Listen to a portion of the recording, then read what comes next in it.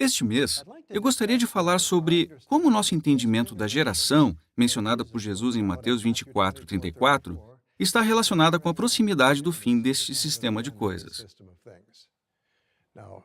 Vamos relembrar o que Jesus disse em Mateus 24:34. Esta geração de modo algum passará até que todas essas coisas aconteçam. Há dois elementos nesse versículo. Ele fala sobre esta geração, então temos de saber mais sobre isso e também saber o que são todas essas coisas que vão acontecer. Vamos começar com o segundo ponto. O que são todas essas coisas sobre as quais Jesus falou? Bem, no contexto de Mateus 24, vamos ver que Jesus falou sobre nação se levantar contra nação, reino contra reino, falta de alimentos e terremotos num lugar após outro. Ok, então a geração sobre a qual Jesus falou não passará até ver guerra, falta de alimentos e terremotos. Mais alguma coisa? Sim.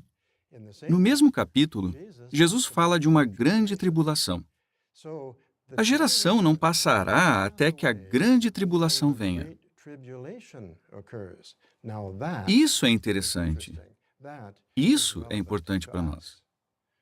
Mas precisamos entender o que é geração e de que geração específica Jesus estava falando. Se alguém pedisse para você mostrar um texto explicando o que é geração, que texto você mostraria? Pense nisso um instante. Minha escolha seria Êxodo 1:6. Vamos ler. Êxodo 1:6 diz: Por fim, José morreu, bem como todos os seus irmãos e toda aquela geração. O que sabemos sobre a família de José? Ele tinha 11 irmãos. 10 deles eram mais velhos que José. Um deles, Benjamim, era mais novo. E pelo menos 2 irmãos de José viveram mais tempo que ele, porque a Bíblia diz que, quando José estava morrendo, ele chamou seus irmãos, no plural. Mas o que José e seus irmãos tinham em comum? Todos eles eram contemporâneos, viveram na mesma época, faziam parte da mesma geração. Agora, vamos supor que um homem morresse 10 minutos antes de José nascer. Ele faria parte da geração de José? Não, porque ele não viveu na mesma época de José. Não era contemporâneo de José. Agora vamos supor que um bebê nascesse 10 minutos depois da morte de José. Esse bebê faria parte da geração de José? Outra vez, não. O bebê não viveu na mesma época de José. Para que o homem e o bebê fizessem parte da geração de José, eles teriam de ter vivido pelo menos algum tempo durante a vida de José. Então agora já sabemos o que é geração. Mas o que compõe uma geração? Um grupo de contemporâneos, um grupo de pessoas que viveram na mesma época. Mas Jesus disse: esta geração, de modo algum passará até que todas essas coisas aconteçam. De que geração específica Jesus estava falando? Para saber isso, temos de ver o contexto das palavras de Jesus. Vamos abrir a Bíblia em Mateus capítulo 24, versículos 32 a 34. Isso é muito importante. Esclarece muita coisa. Em Mateus 24, 32 a 34, Jesus disse: Aprendam desta ilustração sobre a figueira. Assim que os ramos novos ficam tenros e brotam folhas, vocês sabem que o verão está próximo. Do mesmo modo, quando virem todas essas coisas, saibam que ele está próximo, às portas. Eu lhes garanto que esta geração, de modo algum, passará até que todas essas coisas aconteçam. Voltando ao versículo 32. Jesus disse que seus discípulos deviam aprender algo da figueira. Bem, qualquer criança pode ver uma folha numa árvore, apontar para ela e dizer: "Olha, uma folha!" Mas qual o significado dessa folha? A criança talvez não saiba que o verão está chegando, mas um adulto que vê uma folha numa árvore diz: "Ah, ainda não dá para ver, mas essa folha é sinal que o verão está próximo." O verão ainda não chegou, mas quem é mais velho chega à conclusão que ele está próximo. E, no versículo 33, Jesus começa dizendo do mesmo modo. Ele fez uma ligação aqui, não é? Entre o versículo 33 e o 32. Ele disse: do mesmo modo, quando virem todas essas coisas, saibam que ele está próximo, às portas. O que Jesus quis dizer com todas essas coisas? São as coisas que ele falou antes: nação contra nação, reino contra reino, falta de alimentos, terremotos, doenças. Ele disse: quando vocês virem todas essas coisas, eu quero que cheguem a uma conclusão sobre algo espiritual. Quando é que todas essas coisas começaram a acontecer? Em 1914. Bem, em 1914, qualquer criança poderia ver os vários aspectos do sinal: guerras, falta de alimentos, terremotos, etc. E poderia concluir que eram coisas ruins. Mas qual é o significado delas? Só os que tinham um discernimento espiritual podiam chegar à conclusão que Jesus disse que chegariam, que ele está próximo, às portas. Esse é o ponto. Em 1914, quem foram os únicos que viram esses vários aspectos do sinal e chegaram à conclusão certa, que algo invisível estava acontecendo? Apenas os ungidos.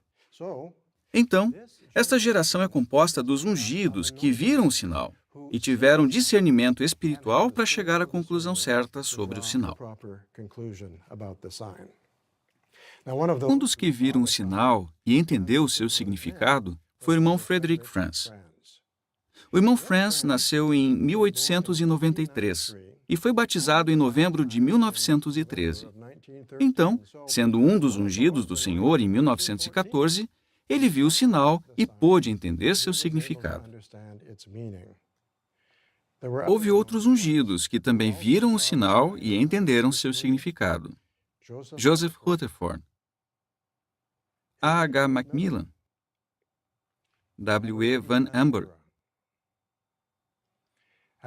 Depois de 1914, outros foram ungidos com o Espírito Santo. Entre esses estavam Nathan Law, Lyman Swingle, Grant Suter, Milton Henschel e George Gangas. Eles eram ungidos contemporâneos de alguns do primeiro grupo. Esses irmãos fazem parte do segundo grupo da geração.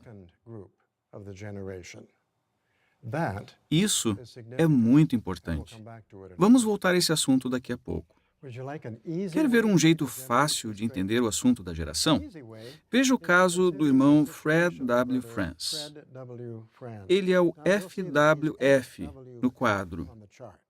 Como já dissemos, o irmão Franz nasceu em 1893 e foi batizado em novembro de 1913.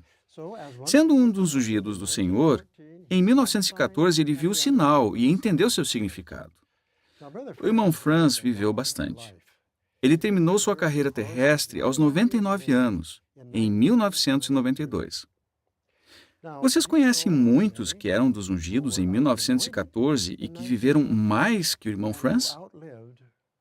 Pode ser que tenha alguns, mas não muitos. Só para vocês entenderem melhor, suponhamos que o irmão Franz tenha sido o último do primeiro grupo de ungidos, ou seja, do grupo dos que foram ungidos em 1914, que viram o sinal e continuaram leais a Jeová. Veja, não estamos dizendo que o irmão Franz foi o último, não sabemos disso, mas só para entendermos melhor, vamos supor isso. Para ser parte desta geração, a pessoa teria de ter sido ungida antes de 1992, porque ela teria de ter sido contemporânea de alguns do primeiro grupo.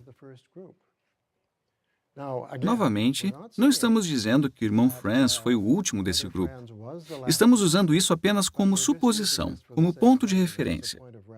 Qualquer pessoa ungida depois de 1992 seria parte dos ungidos, mas não seria parte desta geração. E Jesus disse: esta geração não passará até que todas essas coisas aconteçam.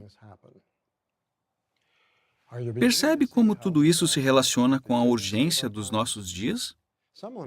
Mas alguém talvez diga: sabemos que alguns dos ungidos estarão na terra quando a grande tribulação começar. Mas quem pode dizer que Jeová não vai ungir mais pessoas nos anos à frente? E então elas lerão sobre nós numa versão atualizada do livro Proclamadores. Bem, a resposta é simples. Qualquer pessoa ungida nos anos à frente não terá sido contemporânea dos irmãos do primeiro grupo dos ungidos, porque eles já morreram. E Jesus disse: esta geração não passará até que todas essas coisas aconteçam. Ela não teria feito parte da geração. Os ungidos do segundo grupo estão envelhecendo. Isso fica bem claro quando vemos quem compõe o segundo grupo. Vimos algumas fotos dos irmãos do segundo grupo. Além deles, outros como Carl Klein, John Barr, Albert Schroeder. Os membros atuais do corpo governante também são parte da geração. E dá para ver que alguns de nós já não são tão novos. Então, irmãos, realmente estamos bem avançados no tempo do fim.